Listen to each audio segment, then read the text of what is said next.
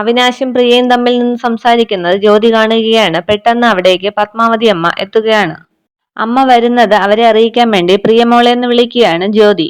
അവരുടെ അടുത്തേക്ക് ചെന്നിട്ട് ജ്യോതി പറയുകയാണ്, നീ ഇവിടെ നിൽക്കുമായിരുന്നോ? നിന്നെ വിളിച്ച് കിട്ടാത്തത് കൊണ്ട് അമ്മ എന്നെ ഫോൺ ചെയ്തിരുന്നു. വേഗം അങ്ങോട്ട് ചെല്ലാൻ പറഞ്ഞു. അമ്മ വന്നു എന്ന് കണ്ടപ്പോൾ ജ്യോതി വീണ്ടും പറയുകയാണ്, അവിനാശെ, സൂര്യയ്ക്ക് ടാബ്ലറ്റ് കൊടുക്കേണ്ട സമയമായി, ഒന്ന് ചെല്ലാമോ? എനിക്ക് കുറച്ച് ജോലി ഉണ്ടായിരുന്നു. പ്രിയ പറയുകയാണ്, ചേച്ചി പൊയ്ക്കോളൂ, സൂര്യയ്ക്ക് മരുന്ന് ഞങ്ങൾ എടുത്തു കൊടുത്തോളാം. പിന്നെ മമ്മിയോടും ഞാൻ വിളിച്ച് പറഞ്ഞോളാം. അയ്യോ, നീ അങ്ങനെ ബുദ്ധിമുട്ടണ്ട, അവിടെ ആരോ കേക്കിന് വലിയൊരു ഓർഡർ തന്നിട്ടുണ്ട്.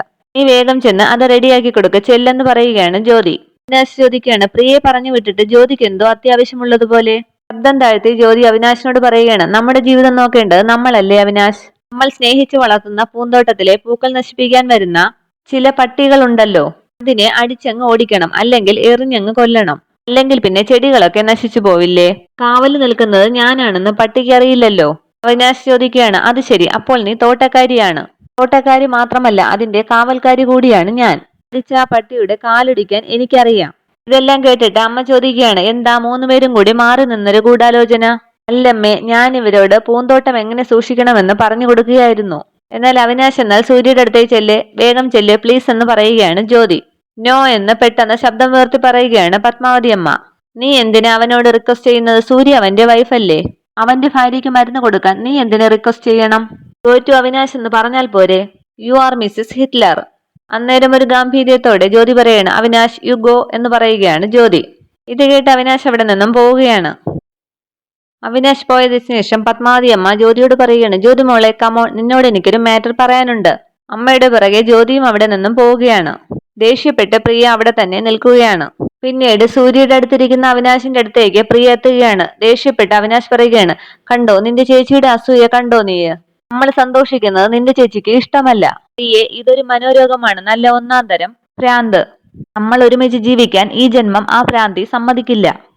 അവളെ വെറുതെ വിടാൻ പാടില്ല എന്നൊക്കെ കലുതുള്ളി കൊണ്ട് പറയുകയാണ് അവിനാശ്. ചോദിക്കുകയാണ്, നീ എന്റെ ചേച്ചിയെ എന്ത് ചെയ്യാൻ പോകുന്നു? ചേച്ചിയും ഞാനും ശത്രുക്കളാണ്. നമ്മുടെ കാര്യത്തിൽ അവരിടപെടുന്നതും എനിക്കിഷ്ടമല്ല എന്ന് കരുതി ചേച്ചിക്ക് എന്തെങ്കിലും പറ്റിയാൽ അതെനിക്ക് സഹിക്കാൻ പറ്റില്ല. ദേഷ്യപ്പെട്ട അവിനാശ് ചോദിക്കുകയാണ്, നീ എന്താ ഡുവൽ പേഴ്സണാലിറ്റി ആണോ? ഇതുവരെ നീയല്ലേ നിന്റെ ചേച്ചിയെ പറ്റി മോശമായി സംസാരിച്ചു കൊണ്ടിരുന്നത്? ദേ ഇപ്പോൾ മാറ്റി പറയുന്നു. അവിനാശ്, എന്റെ ചേച്ചിയോട് എനിക്ക് ദേഷ്യമുണ്ട് എന്ന് കരുതി അവരെന്റെ ചേച്ചി ഇല്ലാതാകുമോ?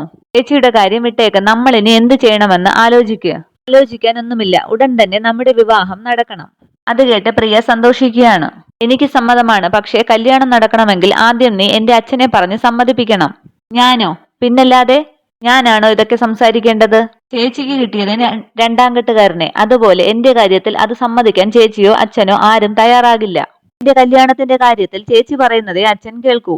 അതുകൊണ്ട് നീ എന്റെ അച്ഛനെ എങ്ങനെയെങ്കിലും പറഞ്ഞ് സമ്മതിപ്പിച്ചേ പറ്റൂ. ഒന്ന് ആലോചിച്ച ശേഷം അവിനാശ് പ്രിയയെ പിടിക്കുകയാണ്. പ്രിയ പെട്ടെന്ന് മാറിയിട്ട് പറയുകയാണ്, വേണ്ട, കല്യാണം കഴിഞ്ഞിട്ട് മതിയെല്ലാം. സൂര്യ ഇതെല്ലാം കണ്ടുകൊണ്ട് കിടക്കുകയാണ്. സൂര്യ മനസ്സിൽ പറയുകയാണ്, പ്രിയെ, നീ ചെയ്യുന്നത് വലിയ തെറ്റാണ്. ഇവനൊരു രാക്ഷസനാണ്. ഇവൻ നിന്റെ രക്തം കുടിക്കും, പിന്നെ എന്നെ പോലെ വലിച്ചെറിയും. ഇവന്റെ യഥാർത്ഥ മുഖം പ്രിയയ്ക്ക് കാണിച്ചു കൊടുക്കാനെങ്കിലും എനിക്ക് സംസാരശേഷി തരണേ ദൈവമേ. പിന്നീട് കാണിക്കുന്നത് പത്മാവതി അമ്മയാണ്. പത്മാവതി അമ്മ മനസ്സിൽ വിചാരിക്കുകയാണ്, ജ്യോതിയും ഡിക്കയും തമ്മിൽ എത്രയും പെട്ടെന്ന് ഒന്നാകണം. ഉത്സവത്തിന് ജ്യോതിയുടെ വീട്ടിൽ പോയി വന്നതിന് ശേഷം അവനിൽ ചില മാറ്റങ്ങളൊക്കെ വന്നു തുടങ്ങിയിട്ടുണ്ട്.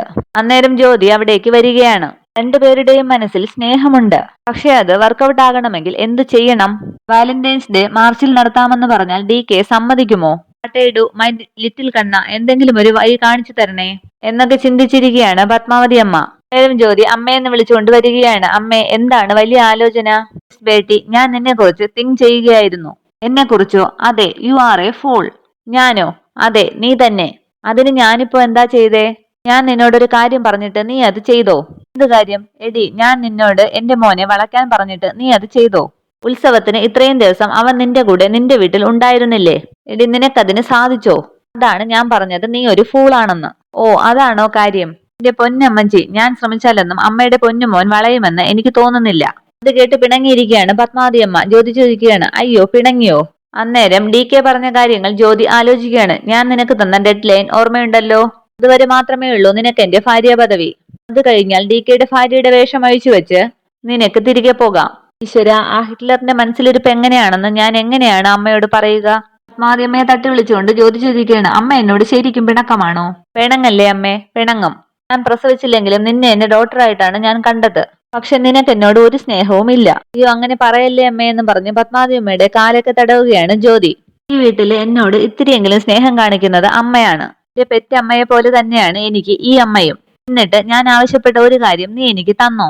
എന്ത് കാര്യം? എനിക്കൊരു കുഞ്ഞിക്കാല് കാണണം. ഈ പ്രായത്തിലോ? നാട്ടുകാരെന്ത് പറയുമെന്ന് കളിയാക്കി ചോദിക്കുകയാണ് ജ്യോതി. പിന്നെ ഞാനെന്നും പറഞ്ഞ് ജ്യോതിയുടെ ചെവിക്ക് പിടിച്ച് തിരുമുകയാണ് പത്മാവതി അമ്മ. അഹങ്കാരം പറയുന്നു.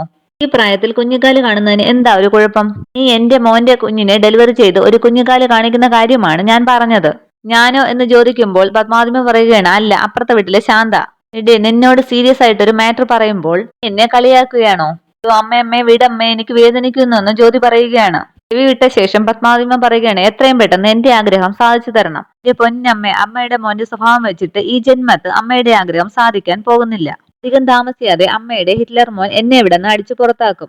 പിന്നെ ഒരു കുഞ്ഞിക്കാല് പോയിട്ട് എന്നെ പോലും അമ്മയ്ക്ക് കാണാൻ പറ്റില്ല. നോ നോ, ഞാൻ അതിന് സമ്മതിക്കില്ല. ബേട്ടി, നിനക്ക് മാത്രമേ എന്റെ ആഗ്രഹം സാധിച്ചു തരാൻ പറ്റൂ. കൂടി അവന്റെ ലൈഫിൽ നിന്ന് പോയാൽ പിന്നെ ഇനിയൊരു വിവാഹം ജന്മത്ത് നടക്കില്ല. അവന്റെ ജീവിതം മുഴുവൻ ഡാർക്കായി പോവും. അവളെ നിന്നെ അല്ലാതെ മറ്റൊരു പെണ്ണിനെ മരുമകളായി കാണാൻ എനിക്ക് ഈ ജന്മത്ത് പറ്റില്ല. എടേ, ഞാൻ പറയുന്നത് കേൾക്കാമെങ്കിൽ ഇവിടത്തെ എല്ലാ പ്രോബ്ലവും സോൾവ് ആക്കാൻ പറ്റും. എങ്ങനെ സോൾവ് ചെയ്യാമെന്നാണ് അമ്മ പറയുന്നത്? എടേ, ഉത്സവത്തിന് വന്നതിൽ പിന്നെ അവന് നിന്നോടും നിന്റെ വീട്ടുകാരോടുമുള്ള ആറ്റിറ്റ്യൂഡിൽ ഒരു ചേഞ്ച് വന്നിട്ടില്ലേ? ഓ, എനിക്ക് തോന്നുന്നില്ല. എന്നാൽ എനിക്ക് തോന്നി. കൂടെ പൊറുക്കുന്നവർക്കല്ലേ രാപ്പനി അറിയൂ. ഇത് കേട്ട് പത്മാവതിമ പറയണേ, ഇവിടെ രാപ്പനിയും അറിയാം പകൽപ്പനിയും അറിയാം. ഞാനാ അവനെ ഡെലിവറി ചെയ്തത്. അവനിപ്പോൾ നിന്നെ പേടിക്കുന്നുണ്ട്. എനിക്കതറിയാം. എന്ത്? DK എന്നെ പേടിക്കാനോ? അമ്മ എന്താ തമാശ പറയുകയാണോ? തമാശ അല്ലടി മോളെ, ഐ ആം സീരിയസ്. നീ നേരത്തെ പറഞ്ഞില്ലേ അധികം താമസിയാതെ അവൻ നിന്നെ ഇറക്കി വിടുമെന്ന്? ആ അതെ പറഞ്ഞു. വൈ? എന്തുകൊണ്ടെന്ന് ചോദിക്കുകയാണ് പത്മാവതി അമ്മ. ഇനിയും നീ അവന്റെ കൂടെ താമസിച്ചാൽ സുപ്രിയെ മറന്ന് നിന്നെ സ്നേഹിച്ചു പോകുമോ എന്ന പേടിയുണ്ടവന്. അതുകൊണ്ടാണ് അവൻ നിന്നെ ഒഴിവാക്കാൻ നോക്കുന്നത്. എന്താ അതിന്റെ അർത്ഥം?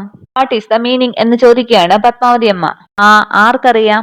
ഇടി, അവന്റെ മനസ്സിൽ നിന്നോടൊരു ലവ് തോന്നി തുടങ്ങിയിട്ടുണ്ട്. അതുകൊണ്ടാണ് പേടി. ഇപ്പൊ മനസ്സിലായോ? അല്ല, അമ്മയ്ക്കിതെങ്ങനെ മനസ്സിലായി? ബേട്ടി, അവനേക്കാൾ ഡബിൾ ഓണം ഉണ്ടവളാണ് ഈ പത്മാവതി അമ്മ. I know my son. Beti, നീ അവനുമായി കുറച്ചുകൂടി അടുത്തേ പറ്റൂ. നിങ്ങളെ തമ്മിൽ ലവ് ചെയ്യിപ്പിക്കാൻ എന്റെ മനസ്സിൽ ചില പ്ലാനുകളൊക്കെ ഉണ്ട്. എന്ത് പ്ലാൻ? അതൊക്കെയുണ്ട്. പക്ഷേ നീ കൂടെ നിൽക്കണം. നിന്റെ ആക്ടിങ് അനുസരിച്ച് നീയും ആക്ട് ചെയ്യണം. ഞാൻ പറയുന്നത് പോലെ ചെയ്താൽ വേണമെങ്കിൽ അടുത്ത കൊല്ലം ഈ വീട്ടിൽ ഒരു 2 ജോഡി കുഞ്ഞിക്കാല് കാണാം. മനസ്സിലായില്ലേ? എടി, ഇരട്ട പ്രസവിക്കുമെന്ന് കാണിച്ചുകൊണ്ട് ജ്യോതി പറയുകയാണ്. അയ്യേ, ഈ അമ്മ എന്തൊക്കെയായി പറയുന്നത്? നിനക്ക് എന്നോട് നിൽക്കാൻ പറ്റുമോ ഇല്ലയോ അത് പറ. അമ്മ ആദ്യം പ്ലാൻ പറയ്. ആദ്യം എനിക്ക് വാക്കുതാ എന്നും പറഞ്ഞ് കൈ നീട്ടുകയാണ് പത്മാവതി അമ്മ. മനസ്സില്ലാ മനസ്സോടെ പത്മാവതി അമ്മയ്ക്ക് വാക്ക് കൊടുക്കുകയാണ് ജ്യോതിർമയി. അപ്പൊ ശരിയെന്ന് പത്മാവതി അമ്മ പറയുമ്പോൾ ജ്യോതി പറയുകയാണ്, അല്ല അമ്മേ, കാര്യമൊക്കെ ശരി. പക്ഷേ ഇതെങ്ങനെ വർക്കൗട്ട് ആവുമെന്നാണ് അമ്മ പറയുന്നത്? അതോ ഉടനടി എനിക്ക് അർജന്റായ കുറെ അസുഖങ്ങൾ വരും. അയ്യോ, ആര് പറഞ്ഞു എന്ന് ജ്യോതി ചോദിക്കുകയാണ്. ഇന്നലെ വൈകിട്ട് എനിക്ക് ടെലഗ്രാം വന്നിരുന്നു. ഈ ആക്ടിങ് എന്ന് പറയുകയാണ് പത്മാവതി അമ്മ.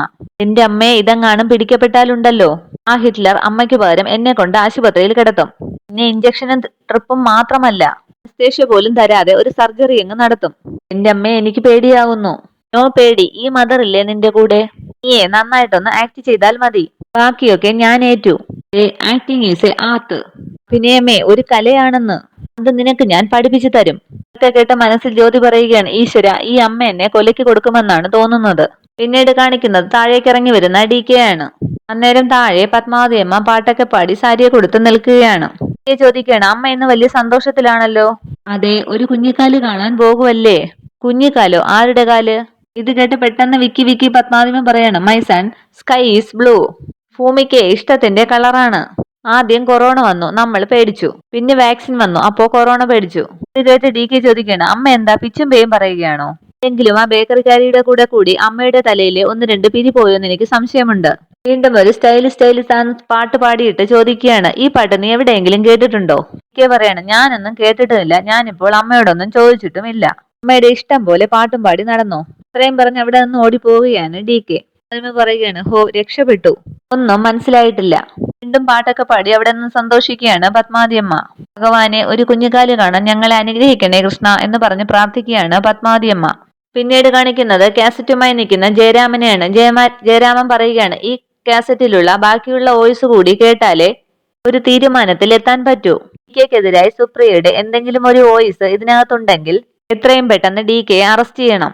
ഫോറൻസിക് ലാബിൽ അയച്ചാൽ നിയമപരമായി ഒരുപാട് നൂലാമാലകൾ കടക്കേണ്ടി വരും. ഒരുപാട് പേരുടെ ചോദ്യങ്ങൾക്ക് ഉത്തരം പറയുകയും വേണം. തൽക്കാലം അൺഒഫീഷ്യലായിട്ടുള്ള ഒരു വഴി മാത്രമേ ഉപയോഗിക്കാൻ കഴിയൂ. ആരുണ്ട് അങ്ങനെ ഒരു മിടുക്കൻ? കുറെ ആലോചിച്ച ശേഷം ജയരാമൻ ഫോൺ വിളിക്കുകയാണ്. ഹലോ സുരേഷ്, നീ ഇപ്പോ എവിടെയുണ്ട്? ഹൈദരാബാദോ? എനിക്ക് അടിയന്തരമായി നിന്റെ ഒരു ഹെൽപ്പ് വേണം. നീ എപ്പോ തിരിച്ചെത്തും? ശരി, നമുക്ക് നാളെ രാവിലെ കാണാം. കാര്യം ഞാൻ പറയാം എന്ന് പറഞ്ഞിട്ട് കാര്യങ്ങളൊക്കെ വിവരിക്കുകയാണ് ജയരാമൻ. അതെ, ഉടനെ തന്നെ അറസ്റ്റിലേക്ക് നീങ്ങിയേ പറ്റൂ. ശരി, നാളെ കാണാമെന്ന് പറഞ്ഞ് ഫോൺ കട്ട് ചെയ്യുകയാണ് ജയരാമൻ. DK, നിനക്കിനി ഒരു ദിവസം കൂടി മാത്രം സമയം. പിന്നെ നീ ഞങ്ങളുടെ കസ്റ്റഡിയിലാണ്. സുപ്രിയ മരിച്ചത് എങ്ങനെയാണെന്ന് നിന്നെ കൊണ്ട് ഞാൻ പറയിപ്പിക്കും. പിന്നീട് കാണിക്കുന്നത് പത്മാവതി അമ്മയാണ്. പത്മാവതി അമ്മ അവിടൊക്കെ നടന്ന് ചുറ്റുമൊക്കെ നോക്കിയിട്ട് ആരുമില്ലേ, അയ്യോ എനിക്ക് വയ്യായേ എന്ന് ഉറക്കെ നിലവിളിക്കുകയാണ്. അയ്യോ ജ്യോതിമോളെയൊക്കെ എന്ന് ഉറക്കെ വിളിക്കുന്നുണ്ട്. അയ്യോ ഓടിവായോ മായേന്നൊക്കെ വിളിക്കുകയാണ്. കുറെ നേരം വിളിച്ചിട്ടും ആരും വരുന്നില്ല. പത്മാവതി പറയുകയാണ്, ആരെയും കാണുന്നില്ലല്ലോ. വീണ്ടും കിടന്ന് നിലവിളിക്കുകയാണ് പത്മാവതിയമ്മ. ഞാനിപ്പോ ചാവുമേ എന്നൊക്കെ മായയൊക്കെ വിളിക്കുകയാണ്. പെട്ടെന്നവിടേക്ക് മായയും ചിത്രയും താരയും ഒക്കെ എത്തുന്നു. മായ ചോദിക്കുകയാണ്, എന്തു പറ്റിയമ്മേ, നെഞ്ചുവേദനയാണോ? അയ്യോ ശ്വാസം മുട്ടലാണ് മോളെ. ശ്വാസം മുട്ടലും തലവേദനയും നെഞ്ചുവേദനയും ഒക്കെയുണ്ട്. ആര് ചിത്രയോട് പറയുകയാണ്, നീ പോയി ഡോക്ടറെ വിളിക്കുക, അല്ലെങ്കിൽ വേണ്ട DK വിളിക്കുക. കേട്ട് പത്മാവതി അമ്മ പറയുകയാണ്, ആശുപത്രി പോണ്ട, ഡോക്ടറെ വിളിക്കണ്ട ബേട്ടി, കുറച്ചു കഴിയുമ്പോൾ എല്ലാം മാറിക്കോളും. പിന്നീട് ജ്യോതിമോളെ ജ്യോതിമോളെ എന്ന് വിളിക്കുകയാണ് പത്മാവതി അമ്മ. പെട്ടെന്ന് അവിടേക്ക് ജ്യോതിയും എത്തുകയാണ്. എന്താന്ന് ജ്യോതി വന്ന് ചോദിക്കുമ്പോൾ പത്മാവതി പറയണം, വയ്യ മോളെ വയ്യ, ഞാനിപ്പോ ചാവുമേ. എന്നിട്ട് ആക്ടിങ് എന്ന് പതുക്കെ ജ്യോതിയുടെ ചെവിയിൽ പറയുകയാണ് പത്മാവതി അമ്മ. പെട്ടെന്ന് ജ്യോതിക്ക് കാര്യം മനസ്സിലാവുകയാണ്. ഇത്രയുമാണ് എപ്പിസോഡ് വിശേഷങ്ങൾ. Okay, thank you.